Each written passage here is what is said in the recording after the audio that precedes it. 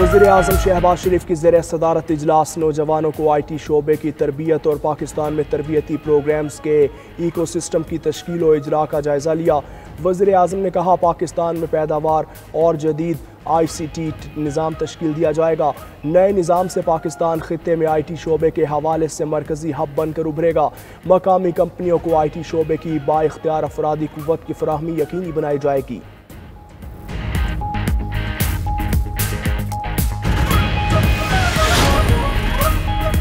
Budget के मामले पर सिंध और विफाक आमने सामने। कमेटी का PWD के प्रोजेक्ट सिंध को ना देने पर एहतजाज। कमेटी ने विफाकी वज़ीर एहसन इकबाल का बयान मुस्तरद कर दिया। चेयरपर्सन कुरातुलैन मरी ने कहा सिंध के साथ विफाक की कॉलोनी जैसा सलूक क्यों किया जा रहा है। कमेटी ने कहा विफाकी वज़ीर का बयान काबिल कबूल नहीं, बाकी सूबों की तरह सिंध को भी प्रोजेक्ट्स दिए जाएं।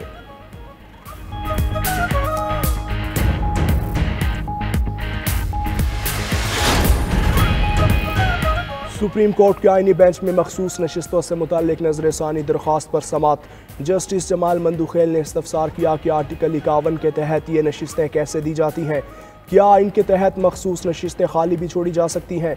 क्या किसी उम्मीदवार ने खुद इन हालात का तज़किरा किया जिसकी वजह से उन्हें सुन्नी इत्तेहाद काउंसिल में जाना पड़ा? क्या किसी उम्मीदवार ने कहा कि मैं मजबूर था, कोई बहाना तो बनाया होगा? जब रिटर्निंग ऑफिसर को इख्तियार नहीं तो सुप्रीम कोर्ट को कैसे ही आज़ाद उम्मीदवारों को PTI का करार दे।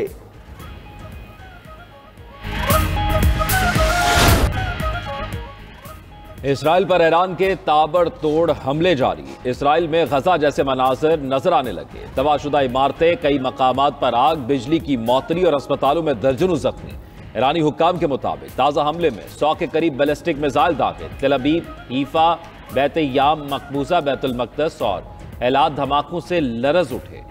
8 इसराइली हलाक, 92 जख्मी भी हो गए। इसराइली दिफाई निज़ाम ईरानी मिसाइल रोकने में नाकाम। मिसाइलों की बारिश से वस्ती इसराइल में हर तरफ तबाही, कई इमारतें और गाड़ियां तबाह। दर्जनों अफराद मलबे तले दबे हैं। इसराइली शहर हीफा में मिसाइल लगने से पावर प्लांट में आग भड़क उठी, बिजली की फराहमी बंद। ईरानी फौज का कहना है इस बार हमले में नए तरीके इस्तेमाल किए। हीफा में ऑयल रिफाइनरी और अहम साइंसी तहकीक मरकज को नुकसान पहुंचा। तेल अवीव के बेन गुरियन एयरपोर्ट पर भी हमले का दावा। मुसलसल सायरन बजने पर हजारों इसराइली जान बचाने के लिए बंकर्स में पनाह लेने पर मजबूर। सैकड़ों इसराइली मुल्क छोड़कर भी जाने लगे।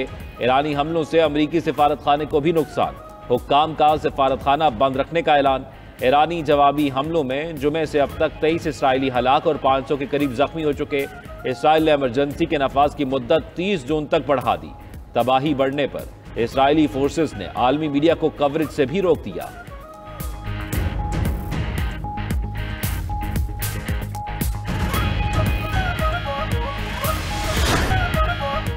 इसराइल के ईरान में जाहिरियत जारी। इसराइली फौज का तेहरान के जनूब में मिसाइल लॉन्चिंग साइट्स को निशाना बनाने का दावा।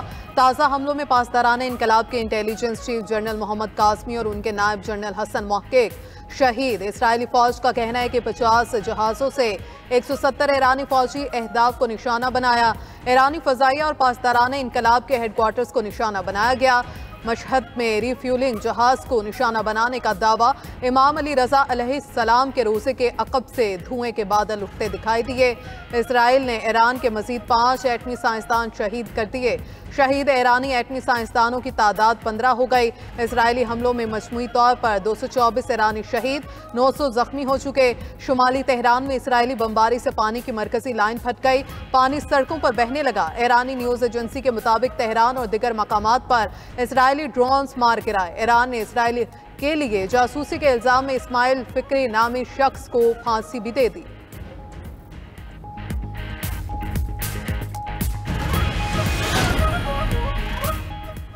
हालत जंग में मुज़ाकरात नहीं करेंगे। ईरान ने सालिस, कतर और ओमान को आगाह कर दिया। ईरानी सदर मसूद पज़ेश्कियान कहते हैं इसराइल के हमले जारी रहे तो जवाबी कार्रवाई इंतहाई ताकतवर और फैसला कुन होगी। ईरानी फौज ने अब तक दुश्मन को बहुत मुनासिब जवाब दिया है। अमरीका इसराइली हमलों में बराह रास्त मुलव्वस है। ईरान सख्त जवाब देगा। ईरानी फौज ने इसराइली आबादकारों से कहा कि वह मकबूजा इलाके फौरी तौर पर खाली कर दें।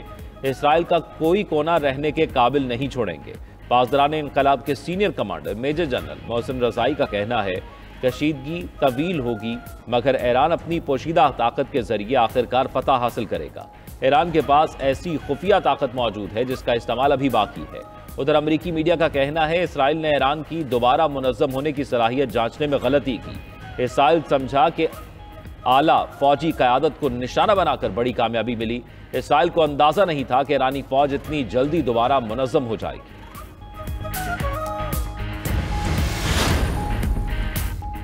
ईरान से लाहक पहला खतरा जौहरी और दूसरा बैलिस्टिक मिसाइल का है। दोनों खतरात के खात्मे तक जो जरूरी होगा करेंगे। इजरायली वज़ीर आज़म नेतन्याहू का कहना है कि ईरान के जौहरी प्रोग्राम को नुमाया तौर पर नुकसान पहुंचाया है। हमारे असल अहदाफ फौजी और जौहरी मकामात हैं। दूसरी जानिब इसराइली मीडिया का ईरान के साथ जंगबंदी के लिए कोशिशें शुरू करने का दावा। कहा कि इसराइल के ईरान से मुआहदे के लिए बातचीत हो रही है। इसराइल के पास अभी तक जंगबंदी की कोई ठोस तजवीज़ मौजूद नहीं।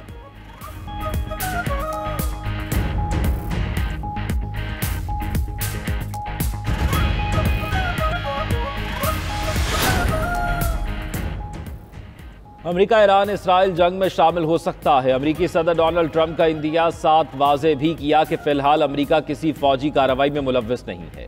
ट्रंप ने ईरान इसराइल तनाज़े में रूसी सदर प्यूटन के मुमकिना सालसी किरदार को खुशाइन करार दिया। कहा अगर प्यूटन सालसी करे तो वो उसके लिए खुले दिल से तैयार हैं। मौजूदा कशीदा सूरत हाल के बायस ईरान अब मुमकिना तौर पर मुआहदे के लिए ज़्यादा आमादा होगा। दोनों मुल्कों को जल्द किसी समझौते पर पहुंचना चाहिए। उधर अमरीकी हुक्काम के मुताबिक सदर ट्रंप ने ईरानी सुप्रीम लीडर आयतुल्लाह खामनाई को कत्ल करने की मुखालिफत कर दी।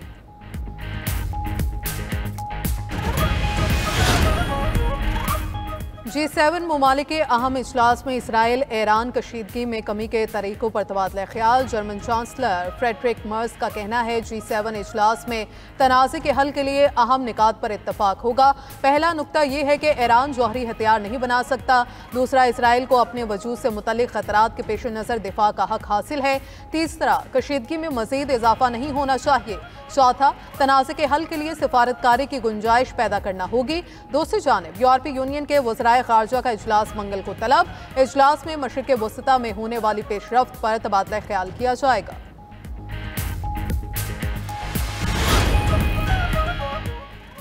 इसराइल का एटमी प्रोग्राम आलमी अमन के लिए खतरनाक है। इसराइल इस वक्त जारहाना और तसल्लुत पसंद रवैया इख्तियार कर रहा है। वज़ीर दिफा ख्वाजा आसिफ ने दुनिया को इसराइल की एटमी ताकत से खबरदार और मोहतात रहने का मशवरा दे दिया। एक्स पर पैगाम में कहा इसराइल के लिए अंधी मगरबी हिमायत खित्ते और आलमी अमन को खतरे से दो चार कर सकती है। आलमी बरादरी को इसराइल की बेलगामी एटमी ताकत पर तशवीश होनी चाहिए। इसराइल आलमी अदम फैलाव के मुआहदे NPT का रुकन नहीं, ना ही किसी दूसरे आलमी एटमी मुआहदे का पाबंद है। पाकिस्तान तमाम आलमी एटमी ज़ाब्तों का पाबंद है। हमारी एटमी सलाहियत सिर्फ दिफा और कौम की बेहतरी के लिए है।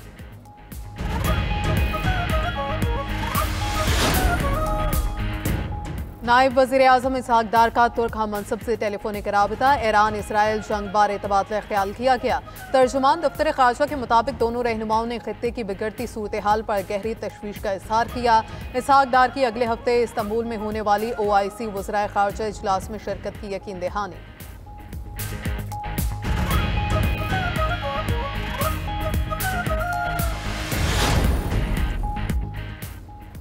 ईरान से पाकिस्तानियों का इनखला जारी। ईरान से 630 पाकिस्तानी और ज़ायरीन वापस पहुंच गए।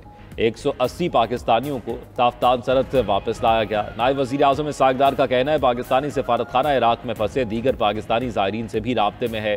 वज़ारत ख़ारजा में क्राइसिस मैनेजमेंट यूनिट 24 घंटे फ़ाल है। ईरान में फंसे पाकिस्तानी तलबा भी वापस वतन के लिए रवाना। ज़राए के मुताबिक हरमज़गान और ज़ंजान यूनिवर्सिटी के 177 तलबा बॉर्डर के लिए रवाना।